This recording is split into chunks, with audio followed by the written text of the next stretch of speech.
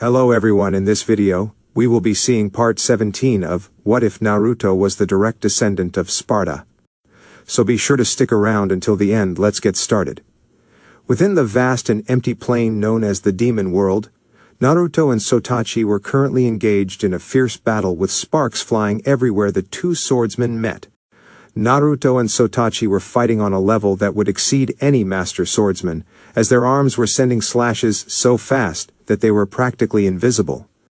Sotachi was amazed at the way that Naruto was matching him move for move, seeing as how he was currently within his devil trigger induced by the power left behind from the Well of Souls. He didn't understand it. How can this power be so easily matched by a kid who's not even out of his teens, when it held the power to destroy an arch-demon general?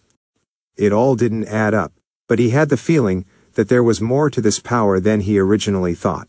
He dodged a slash made for his head by the white-haired teen before he spun on his right soul and sent a wide slash to Naruto's midsection, which was blocked by the Rebellion sword.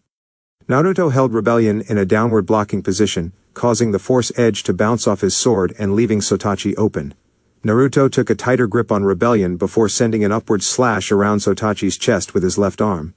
Naruto then sent a forward punch with his Devil Bringer, connecting with Sotachi's face, and sent the Devil Demon flying over the ground. However, Naruto wasn't willing to let Sotachi take a moment to gather himself together, so he quickly reached out with the Devil Bringer. A transparent arm appeared in front of Naruto's Devil Bringer, and took hold of Sotachi's leg before he was slammed into the ground multiple times before being pulled towards a Rasengan. Naruto held a Rasengan glowing bright red, and slammed it into Sotachi's stomach, causing him to scream out in pain before getting launched away from the white-haired teen and skidded along the ground. Naruto then held his right arm upward, causing a brief flash of red to surround Naruto, before Kyuubi appeared behind him in his celestial form. "Okay, let's see you dodge," Naruto said, bringing up his right arm, causing Kyuubi to do the same with a massive chakra surrounding the fist. Naruto then brought it down hard, hitting Sotachi's prone body and creating a large crater in the ground that surrounded his body.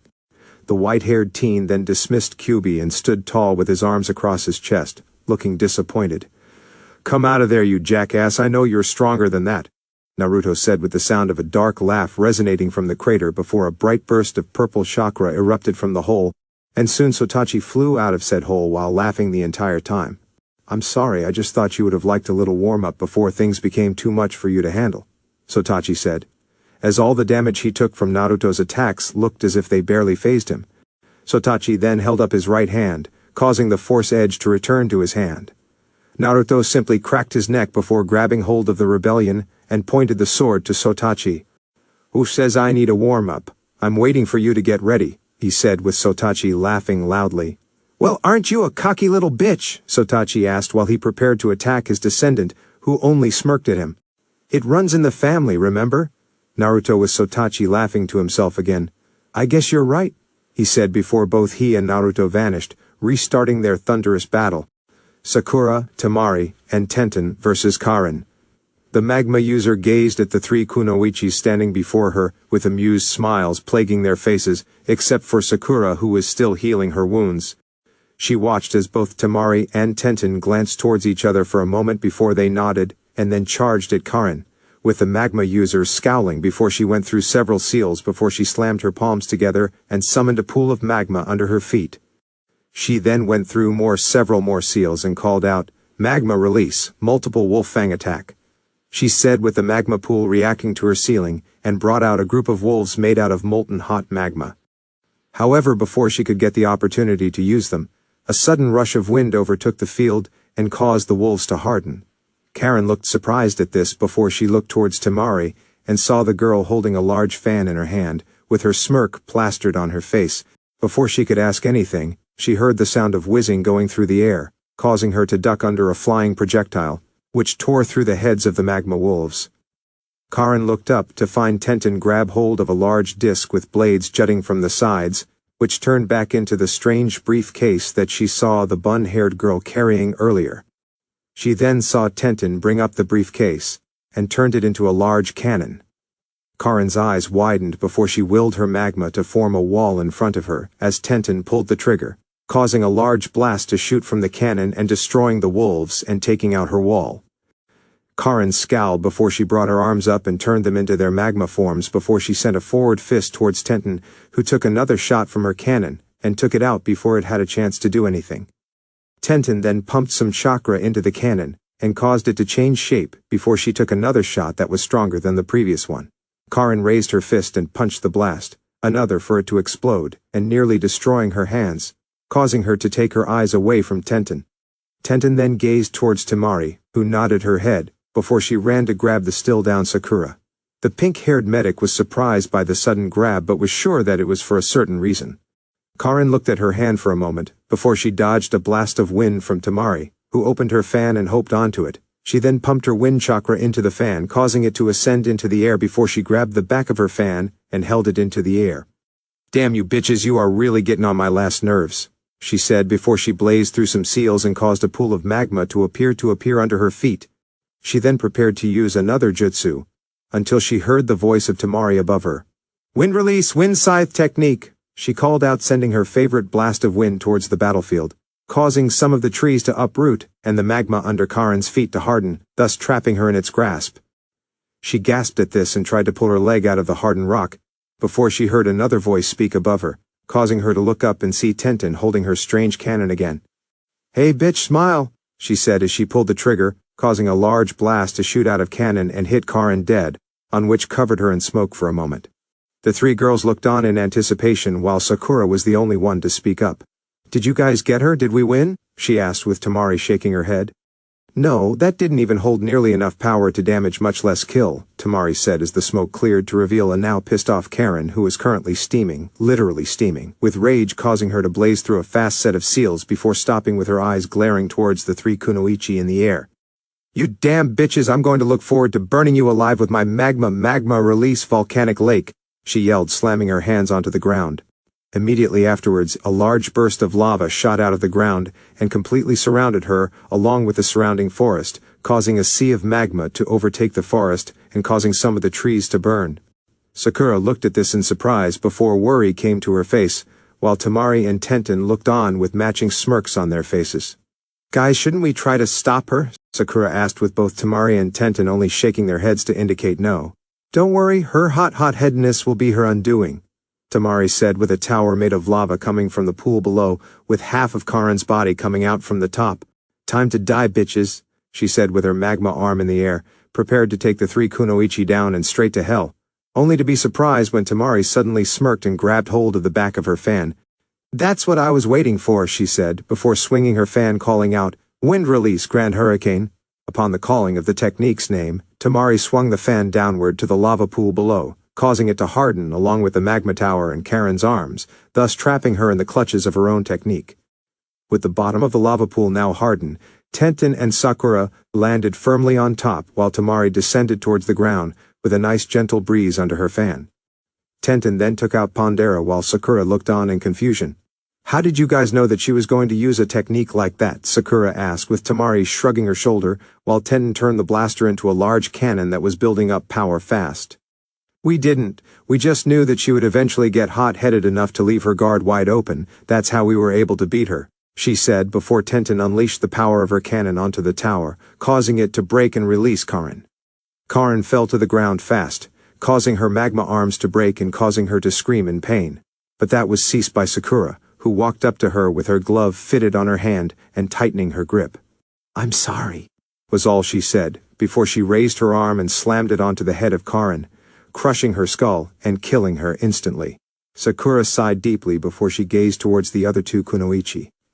"We should try to find Naruto. I'm sure he could use some help," she said, causing Temari and Tenten to nod before Temari opened up her fan once more and took off into the sky with Tenten and Sakura on board. Neji and Hinata versus Suigetsu. Neji and Hinata stood side by side as they charged towards Suigetsu, who watched the two Hyuga clan members' movements before he sent a forward punch with his water giant, only to watch the two dodge his attack in perfect synchronization. The two Hyuga members landed beside each other in the same stance before they sent a double empty palm towards the water user, causing a large dent to form in the center. Suigetsu scowled at this before he caused the water to spin like a drill, before it flew towards the two cousins, who jumped back to allow the water drill to crash onto the surface below their feet. Neji and Hinata landed side by side before they separated in different directions, once a large spike of water shot out from the ground. Suigetsu's upper body then came out of the surface with a large arm of water behind his back, before he sent it towards the two Hyuga, that was destroyed by a kaiten from Neji before he saw the arm get sliced in half but by what he didn't know. He then created another arm of water before water strings jutted out of his arm and sped towards the two Hyuga members, who were currently charging towards him in the same synchronization as they previously demonstrated. The water strings neared the two cousins, who quickly proved that this wasn't going to phase them. Neji countered with quick palm strikes while Hinata showed great flexibility by using two chakra strings to slice through the water strings. Suigetsu quickly stopped the water strings before he retracted the water arm, causing him to form a strange blob in the middle of the water. He then raised his arms, causing the blob to follow and become a large tidal wave that sailed above the two Hyuga members. "This is some shit here," Neji said aloud before both he and Hinata began to spin in the kaiten technique, with both spinning in a clockwise formation.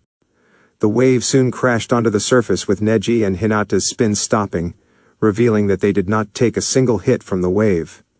"Now I see why Naruto-kun loves fighting so much, it's rejuvenating," Hinata said before she placed her hand on her belly with a bright smile. "And I'm sure that you would be just like us, but you better be a girl," Hinata said with Neji looking at her with a confused expression. Hinata? Why are you talking to your stomach? You're only 3 weeks pregnant," Neji said with Hinata shooting him a glare. "Can it, jackass, or else you'll see why men are scared of pregnant personally," Hinata said before they heard a voice behind them. "Aw, how cute. If I knew you were pregnant then I would have already prepared to tell the would-be father that I killed his pregnant girlfriend. Oh well, I suppose he'll just have to settle with the lose," said Suigetsu, who stood behind Hinata in full form with a kunai knife at hand. He was ready to stab Hinata in the neck as the knife neared the girl, only for him to be hit by a strong palm thrust by Neji. "You will do no such thing to Hinata, you can bet money on that," Neji said with Suigetsu scowling at him, only to be hit again by a rabid Hinata. "You lay one hand on my future child, and you'll not only face my wrath but the wrath of my soon-to-be husband," Hinata said with blazing Byakugan eyes, which caused Neji to sigh in relief. "Thank God I don't have a girlfriend, yet. Anyway, maybe I will check out Sakura after all this shit is over with," Neji thought before seeing Suigetsu back up from the water surface before he got a pissed-off expression. "Then he'll be saddened even more when he learns that you're dead," Suigetsu said before he slammed his palms together, focusing on the water below his feet to unleash something. A large rumble took place under Suigetsu's feet before a large wave built up in front of him, on a direct course to take out the Hyuga cousins. However, they had something else in mind as both took on different stances, before calling out their personally invited techniques. Protection of the 8 trigrams, 64 kaiten guard, kaiten empty palm. Upon called the techniques, Hinata began to attack the tidal wave, while Neji used his technique to blast through it, and caught Suigetsu on his shoulder. Hinata saw Suigetsu take the hit, causing her to spin around in a fast pace before suddenly stopping, causing a huge ring of wind to surround the wide-eyed woman in the shape of a spiral, before the water below formed a large dome in the shape of a whirlpool. Suigetsu saw the water below him sink and turn into the shape a spiral dome, causing him to fall towards the bottom of the whirlpool while unknowingly seeing Hinata and Neji run around the surface of the water dome. "Damn it, where are they getting this power?" Suigetsu asked himself as he slammed his palms together in hopes of using some kind of defense. Sadly, he wouldn't get the chance to do so, as Hinata and Neji appeared in before of him with Hinata in front of him and Neji behind him, Byakugans blazing with their palms in the air. Both Neji and Hinata slammed their palms on the chest area of Suigetsu, causing the teen to look at the woman before him in shock before he heard them call out their final attack. 8 trigrams, double empty palm. They both called out with the rush of chakra coming out of their hands and about to hit Suigetsu in point-blank range. Before this happened, however, Suigetsu smirked to himself as he could tell that his fate was sealed since he had little chakra to use and the water wasn't fast enough to defend him. "You guys were just too strong for me," he said before his upper torso exploded along with his heart, causing instant death and the disappearance of the water below their feet. Neji and Hinata watched as Suigetsu's remains turned into water before smashing into the ground below, vanishing into the ground below. Neji sighed in relief that this whole thing was finally over and resolved to never go near a body of water again for a while. He then looked towards Hinata, who currently had her hand over her stomach before she looked at Neji with a small smile. So tell me, she said, getting a confused look from her cousin. Tell you what, he asked with her smile getting a little bigger. Will you be my child's godfather? Hinata said with the teen smirking at her. Do you even have to ask? Of course I will, he said with Hinata smiling. Good to know. The Kage's fight, the war in between Konoha, has now all but ended with the forces of Suna and Konoha standing victorious over the eliminated army of Otogakure, allowing all the shinobi present to sigh in relief and cheer loudly at their victory. Those that stood present knew that one of the main reasons for the victory was due to the group of girls that wielded strange weapons, taking out a large majority of the forces OTO contained, some of which were wondering how the girls came into possession of such items. One such group was happy that all the fights were over, was the 3 Kage-level shinobi that were the closet connection they had to the original era of the Shodaime and Nidaime Hokages. The 3 Kage-level shinobi all let loose a sigh of relief when they saw that they did indeed kill all of their opponents. With Tsunade crushing Kisame's head with her mighty fist, Jiraiya catching Madara in a combo of his toad techniques and Rasengan, and Hiruzen ending his fight with a brutally beaten Nagato under his feet. All 3 shinobi then looked at each other for a moment before they heard a loud wail in the distance, causing them to turn their heads in that direction to find the Stardust Dragon Saiyan land in front of them. How did the fights go? He asked with each one shrugging their shoulders. It was all right, better than most of the fights I've embarked on, Jiraiya said with Sarutobi nodding his head. I've been through 2 wars and served as Hokage for over 30 years, nothing is much of a challenge anymore, Hiruzen said with Tsunade looking more concerned on something else entirely. Where is Naruto? Is he all right? She asked with the dragon nodding his head. He's fine, but as for where he is currently fighting Sotachi in the demon world, Saiyan said with everyone looking surprised, but no more so than Jiraiya. Wait, he went to the demon world? But how and why? Jiraiya asked, knowing of old tales about that place and how people would describe the horrors of what would happen if a portal were to open around there. He was able to gain access there due to Sotachi's usage of something called the Devil's Eclipse, which is an event where the human and demon world are at the closet point that they can meet. Sotachi used that with a powerful jutsu to create a portal opening the barrier between the 2 worlds and a bridge to keep it open. Naruto-sama went after him, stating that that is where Sotachi picked to have their battle. He said with 3 Kage-level shinobi looking at each other for a moment before they looked towards Saiyan. Can you take us there? Tsunade asked. I'm not too sure if I should, but knowing you by the way Naruto-sama described you, I suppose I have no choice. Very well then, he said as he bent down and used his wing to create a platform to allow Tsunade, Sarutobi, and Jiraiya to board onto his back. The dragon then flapped its wings, causing a large wind to pick up on the ground and alerted those that were nearby to look in the direction of the dragon and see it take off with their strongest shinobi. It soon caused one lone Chunin to yell, "Follow them, they are going to our Hokage," causing everyone to quickly follow after the dragon to wherever he was going. The battle was over. Now all they needed was their leader. Naruto vs Sotachi PT2. Naruto appeared in front of Sotachi ready from rebellion, only to be blocked by the force edge and countered with a right from Sotachi, thus causing the white-haired teen to fly backwards through the air. Sotachi then vanished in a burst of speed before appearing above Naruto with a high upward slash, only to be blocked when Naruto suddenly spun in the air and got a quick slash across Sotachi's chest. Sotachi coughed when he felt the blade cut him slightly before he felt the sudden push at the hands of the white-haired teen devil bringer, which sent him sailing through the air. He quickly flipped back to his feet before he raised his right arm to grab an oncoming rebellion sword that Naruto chucked in the direction of his ancestor. Sotachi then met with a big boot to the face, as Naruto appeared in front of him with his hand grabbing hold of Rebellion's handle before he used Sotachi's face as stepping stone to front flip himself in the air before sending a downward slash that was blocked with the force edge before Sotachi buried his right fist into Naruto's stomach. The teen Hokage coughed loudly as he was thrown away from his ancestor and skidded along the ground for a short moment. The moment he came to a full stop, he backflipped away from Sotachi's sudden appearance in front of him. Naruto then charged towards Sotachi while calling out Stinger. Upon the call of his technique, his body accelerated and sent out a hard stab towards Sotachi, who blocked with the butt end of the sword only to revere under the strength behind the attack. Seeing Sotachi's sudden revere, Naruto then called out, "Million stab," sending out several blinding fast stabs that pierced through the body of Sotachi, before he sent one powerful stab that caused Sotachi to skid along the ground for a moment. Naruto then followed up with a grab from the Devil Bringer, causing him to fly back to the white-haired only to feel a forceful right fist from the teen Hokage. Sotachi felt the full force of Naruto's punch and was quickly sent flying backwards about 10 feet away from the teen, who was currently standing tall while observing his ancestor. Naruto then watched as Sotachi got back on his feet but was panting hard for some odd reason but wasn't sure why. "Yo, what are you doing? Can't you see that we are in the middle of a fight?" Naruto asked with Sotachi panting before he looked at the force edge. He didn't get it. This power he currently held was by far stronger than any archdemon that existed. Yet this kid was able to not only easily match it but is still somewhat able to stand toe-to-toe with him and even best him at times. His brain began to rack up ideas as to why it wasn't at the level he heard the legends proclaim, one of which caused a look of realization to come to his face. "It's still evolving. I haven't taken the full amount yet," Sotachi thought to him before he looked towards Naruto. "I am only at the pre-evolutionary, so in order to gain access to the full power, I'll have to draw out the time before the power awakens my full evolution." Sotachi thought before he gasped when Naruto appeared in front of him with rebellion held in the air.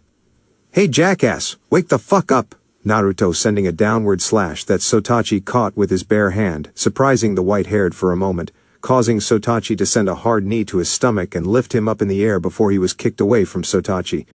"I'm still awake, you bastard," Sotachi said before tightening his grip on Rebellion and tossing it towards Naruto, which stabbed him through his stomach. Naruto landed hard on his back before he got up from the ground and took hold of Rebellion's handle before pulling it out, causing his blood to leak from his wound that healed a few seconds afterwards. Naruto coughed loudly before he looked towards his ancestor for a moment before a smirk came to his face. "Good, because I hate to kill you so easily like that. I want you to die in a blaze of glory," Naruto said with Sotachi chuckling before he bent down to charge at Naruto. "Oh, trust me, you little bastard. You will come to regret not taking me out the moment you had an open shot. I have only a few moments to wait before you will truly feel the dangerous that my powers have," Sotachi said before he tightened his hold on Force Edge and charged at the white-haired teen, who met him halfway and clashed swords again. Lee versus Jugo. Lee felt his skin rip apart as he brought out the renowned third gate, feeling the furious surge of chakra coursing through his veins. He didn't plan on using this, but he was sure that if he didn't, then this bastard may just kill him in cold blood, as such his options were low. When he felt the power was right, he immediately went on the attack by vanishing and reappearing under Jugo while shouting, "The third gate, gate of opening, release!"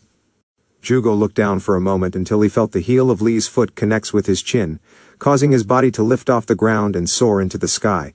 He coughed loudly before opening his eyes, only to feel a hard punch in his stomach that caused him to fly in a different direction until he felt several more hits. His body was knocked around like a rag doll until he felt a strong kick on his back, causing him to ascend higher into the air before he saw Lee in front of him with his leg in the air. "The fourth gate, gate of pain, release!" he yelled with chakra bursting around him with his veins appearing on his body, making him appear to be covered in a bright blue flame. He then began to execute a corkscrew spin in the air as Jugo neared him until the brow-haired steam user neared him, causing him to come out of his spin with his right leg now covered in bright blue chakra. "Almighty Leaf Hurricane!" Lee yelled, slamming his leg onto the chest of Jugo, causing a loud boom to echo throughout the lad. Jugo coughed loudly with blood leaking out of his mouth and a large hole opening on his chest, causing him to fall towards the ground. As Jugo's body fell towards the ground, it was suddenly halted by a bandage tied around his waist. Jugo coughed up blood again before he looked towards Lee, who was holding a one-handed Torah sign in his right hand with his left arm holding onto the bandage. Lee could feel the torn muscle tendons in his arm and possible pectoral area, but he couldn't let that distract him from his goal. He needed to kill this guy right now, and with that thought he called out, "The fifth gate, gate of limit, release!" He yelled with a gold aura surrounding him before it burst into a bright gold flame. With the added strength from the chakra, Lee easily hefted Jugo back to him with his right arm and leg slamming into Jugo's body, accompanied by Lee's scream of "Hidden Lotus." Jugo coughed up blood, as the force behind the hit probably damaged his spleen on any other important artery his body needed to survive. The brown-haired teen then saw the scowling face of Lee looking at him with his full white eyes, before feeling his body begin to fall back to the ground at an even stronger speed than previously. However, the punishment that Lee was dealing him with would not cease, as he then felt the teen's presence beside him. Lee then screamed as he began to hit Jugo with strikes that were invisible to the naked eye, until he sent a strong right that buried itself in the steam user's face. Jugo felt a couple of teeth break under the pressure left behind by the teen's fist, causing him to fly away from the white-haired teen before he felt a strong tug on his waist, causing him to be pulled back to Lee's fist, and the same thing happened again. Lee continued to hit Jugo with hard punches as if he was a living paddle ball, with him being the paddle and Jugo being the ball. After repeating the process 5 more times, Lee gave one last punch to Jugo that was enough to cause the tape to break and allow him to free fall to the ground. As Jugo fell to the ground, he felt the pain that was dealt to him by the white-haired teen course all throughout his body. He never knew that such power could be harnessed, and felt like he could very well be at his limit. He coughed loudly until he looked to the side and, to his surprise, found Lee free falling to the ground as well. He saw that Lee's eyes were focused to the ground and was probably waiting to use another move in his arsenal, which was probably more deadly than his last combo. The white-haired teen was focused on winning this fight, and he would make sure that it would end with hopefully this move. And if not this one, then possibly the last one. He vanished in a burst of speed before reappearing on the ground below Jugo with his arms crossed and the atmosphere around him heating up. Lee what more of his muscles tear under the pressure and sudden exposure of his raw chakra, but what choice did he have? After all, this is a fight and he needed to win it regardless of how much pain he was under. As such, he ignored the pain coming from the gates and focused solely on bringing out the 6th one, which soon came with the atmosphere around him starting to heat up. The 6th gate, gate of view release. He yelled with his chakra burst around him again, but in form of yellow lightning with the ground below his feet, dying from exposure to high amounts of heat. Lee then crouched on the ground before he vanished with the ground below him uprising before reappearing in front of a surprised Jugo. Lee then screamed again as he vanished from sight and began to hit Jugo with multiple strikes that caused his body to be knocked around like a ping-pong ball, before Lee appeared over him spinning at high velocity. Lee then connected Big Boot to Jugo's stomach, causing him to cough loudly while Lee called out, "True Hidden Lotus," before landing a left palm to the steam user's face, causing him to fall to the ground like a meteorite entering Earth's atmosphere and soon to slam into the dirt below. However, Lee wanted to make sure that when this guy hit the ground that he was dead, so he then crossed his arms. Within 3 seconds he unleashed them as an orb of flame built up around him, his voice screaming out, "The 7th gate, gate of wonder, release." Jugo wouldn't even know what hit him, as Lee quickly appeared before him and unleashed a large quantity of attacks on the steam user. Lee continued to berate him with multiple strikes that made it appear as if 3 of him were performing the strikes. Lee then called out his last move, which would hopefully be his last, as he didn't want to have to use that technique. "Secret Art of the Lotus, Final Hidden Lotus," he yelled out, sending the 3 quick but strong punches that hit Jugo square on his chest area. Both shinobi fell to the ground in disheveled heaps, with Jugo's body falling lifelessly to the floor while Lee's transformation left him and causing him to land on ground hard. Lee coughed loudly before he looked towards the location Jugo, and saw to his shock that the man was still alive, but just barely hanging on. He saw a small steam cloud under Jugo's back with the vents on his back destroyed, possibly from the fall. He must have used his vents at the last second to create a cloud of steam to cushion his fall enough for him to survive. "Damn, that was my last resort," Lee said as he grabbed hold of Kokoshibu and used it to help him get back to his feet. He then panted loudly before looking at Jugo and saw that the teen was indeed still alive, with his wounds healing but not all of them. Jugo then got back up to his feet and coughed up a lot of blood before he smirked at Lee with loud pants coming out of his mouth. "You truly are my greatest opponent. You have not only taken me beyond my limit, but you've also rendered me useless for the rest of my life. I will never be able to remain a shinobi after this is over," he said before he began to make seals, causing Lee to look on in shock, causing Jugo to smirk at him with respect. "This is the last remaining bit of chakra I have left, which is surprisingly enough for me to use the last jutsu in my arsenal. This is where our battle will end, where one of us will walk out of here alive," Jugo said with Lee sighing as he prepared to use the technique that Guy warned him never to use, unless it's in a situation where all hopes of survival is zero. He never wanted to die this way. He wanted it to be years after he saw his daughter grow up with him growing old with kin. He never imagined that his life would end so early, but he also knew that he had to finish off his enemy, thus giving him the reason to do this. "You are indeed correct, this fight is indeed the greatest one in my life. However, I'm afraid that after this move I won't be alive anymore," Lee said as he crossed his arms and prepared to use the power that would result in his death. "Kin, Matatsu, I'm sorry, I love you both very much. He thought before he screamed out, "The eighth gate, gate of death, release," he said with the atmosphere exploding into a dome of flames, with Lee changing back into his previous form after opening the previous 7 gates. He marveled at the power the eighth gate gave him, and felt his heart working overtime to pump the power through him. So, this is the power of the eighth gate. It truly does exceed that of a Kage, but I can also see why they call it the gate of death. It accelerates your hearts, pumping adrenaline through your body that will continue until you stop, causing the heart to stop completely, and resulting in heart failure. He thought before he held up his right hand with an open palm, knowing that this technique had to be the one to do it, or else his sacrifice would have been for nothing. Prepare yourself, for this is the very last technique in my arsenal, a technique that is a one-hit instant kamikaze kill and must never be used unless all options of victory are wiped out, Lee said with Jugo chuckling to himself, as torrents of steam shot of his body and surrounded him. Jugo then formed the snake hand sign before he stretched it towards Lee.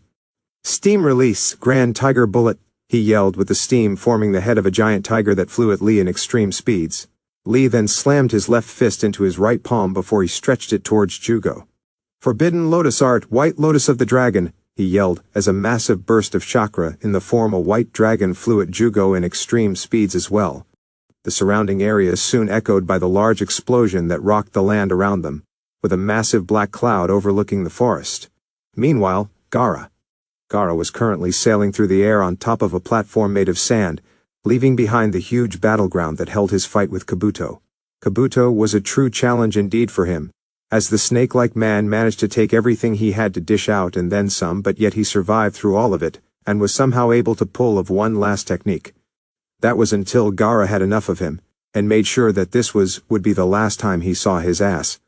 Flashback, Gaara versus Kabuto. Gaara watched the giant sand arm crush Kabuto into the ground, and remain there for a few more seconds until it removed its arm off the snake-like man's body, with said man hanging limply from the bottom of the sand demon's hand.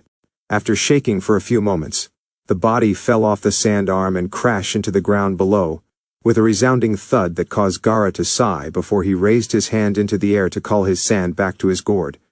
The sand began to react his call, and slowly flew towards the Kazekage's gourd with Gaara keeping his focus solely on his sand, and not what was surrounding him. Something a certain pair of eyes was hoping for, as he watched in the shadows with his sword poised to strike. Kabuto Yakushi was still alive, even after all that he was dealt with at the hands of Gaara. The way he survived was by using Orochimaru's snakeskin jutsu, which was a variation of the substitution and clone techniques that allowed him to create a clone of himself outside the real him to take all the damage that would have been dealt to the real one. However, the technique was extremely taxing on chakra, meaning that he wasted that last bit he had and thus was now running on empty. But it would all be worth it, as he was now in a prime position to give a surprise attack to an unsuspecting Gaara. The pale-skinned man was currently trying to get his breath together before he struck, knowing that this was his only chance at scoring a killing blow, or at least score a hit that would not only allow him to fight another day but score a crippling blow to Suna. He watched as Gaara's sand continued to fill his gourd until it appeared that it was full, with the implication of Gaara holding up his right hand and create a cork to place on the open end of his gourd. "Now's my chance," he said to himself as he held Kusanagi in a stabbing position, before he vanished in a burst of speed and appeared above Gaara with the sword prepared to stab Gaara through his neck. However, his attack would never reach Gaara, as the red-haired Kazekage quickly sent his left palm towards the pale-skinned man, causing his gourd to react to his commanding, and grew a third arm out of sand from the back. The sand arm then grabbed Kabuto before forming a large cocoon around him, giving the pale-skinned man no room to move and taking away all chances of him gaining victory in this fight. Kabuto cried out in defiance, as he tried to get himself out of this predicament while also asking, "How did you do that?" Upon the sight of his struggling to get free, Gaara decided to throw him a bone and simply answer his explanation. "As I stated before, I will always be Shukaku's vessel, and that means that everything I did before will always stay with me. The gourd was made by the hardened sand from the Sandame Kazekage, to assist the vessel in his time in using Shukaku's desert powers so that he or she may have sand ready for battle. It can also be of use for the vessel to create armor from it, which you just saw me do as of now," he said with cracks starting to form over the gourd with sand leaking out. "But how did you know that I was behind you? I had a clear shot," Kabuto said with Gaara chuckling to himself before he held out his open left hand and created a sand eye. Did you honestly believe that I would let my guard down like that? I could see you standing in the bushes with this and simply gave you an open shot that you foolishly took out of your own arrogance. I could also sense your presence behind due to my sand now being familiar with your chakra, he said before his gourd exploded, letting all the sand it held fall to the ground before forming a large creature that greatly resembled Shukaku, behind the back of the red-haired Kazekage, with an arm taking hold of the sand cocoon and holding it into the air at Gaara's command. "Stop, you bastard! If you do this, then I can't avenge my fallen master," he said, only for the sand around his face to close around it, thus cutting him off from the world. "You fool, if that was your wish then you should have done it before you chose to sneak attack me," Gaara said before he closed his hand, calling out true sand burial. Upon the calling of his technique, Shukaku then crushed the cocoon with a forceful grip, causing blood to sprout out from the top of the cocoon and also from the bottom, telling Gaara that Kabuto was now dead. Every willing to make sure this time, Gaara had Shukaku absorb the cocoon into its body, before it turned into a mass of sand that began to build itself on the back of Gaara, until it formed a new gourd on his back that greatly resembled his old one. Gaara then called all of the remaining sand from fight into his new gourd, before raising his arms to collect leftover sand that wouldn't fit in his gourd to his feet to create a platform for him to stand on. End flashback. That was how the battle ended. Of course, Gaara was happy with himself at being able to easily defeat someone that could barely fight, without bringing out a summoning to do his own bidding. In his mind, the fight could have easily gone Kabuto's way, has the teen not been so focused on using the same move, but then again, who's to say that it wasn't the only thing he did know? "I hope everything is all right for you, Naruto. I hate to have to bury you before I can get my rematch," he said to himself before hearing a loud explosion in the distance, causing him to turn and see a plume of smoke appear. He could feel faint chakra presences there that was slowly depleting, and another that was just holding on by a thread, thus causing him to change direction and head towards that location. Maybe that was where Naruto is fighting. Naruto vs. Sotachi, PT3. Naruto appeared in front of Sotachi with Rebellion in its stinger attack, only to be blocked with the pointed end of the Force Edge, which quickly knocked away the Rebellion but would leave him open for Naruto's Devil Bringer. Naruto sent an hard punch onto the face of Sotachi, causing him to fly off his feet and land on his back. Naruto then appeared over his opponent and began to berate him with multiple punches to the face, before Sotachi grabbed his arm before he sent a headbutt into Naruto's chest, causing him to cough loudly before he was hit with a hard left. Naruto staggered on his feet, before he opened his right hand to summon a sheathed Yamato to his hand to block a downward slash from the Force Edge that caused a small crater to appear on the ground. Naruto sneered at Sotachi before he slammed his left foot on the stomach of Sotachi, allowing him to flip backwards while unsheathing Yamato. The white-haired Hokage then rushed over to his ancestor and began to send multiple slashes over his enemy's body before he took the blade in a reverse grip and slashed Sotachi across his stomach, causing massive bleeding to build up around the wound. Sotachi coughed loudly as the blood flowed out of the new wound before it quickly closed, allowing him to turn to face his descendant, who now held both Yamato and Rebellion in his hand, with Kyuubi's celestial form appearing behind him with a copy of his swords in hand. "Maximum bet!" Naruto called out, unleashing a torrent of slashes over Sotachi with the demon's blood spreading over the ground in large portions, but Naruto wasn't done by a long shot.